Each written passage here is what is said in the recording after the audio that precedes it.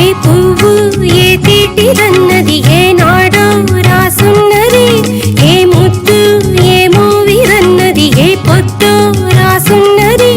బంధాలై పెనవేయు వయసుకు అందాలే దాసోహమనగా, మందారం విరబూయు పెదవుల మధువులనే చవి చూడమనగా, అరువాలే ప్రణయాలే స్వప్నాలే స్వర్గాలే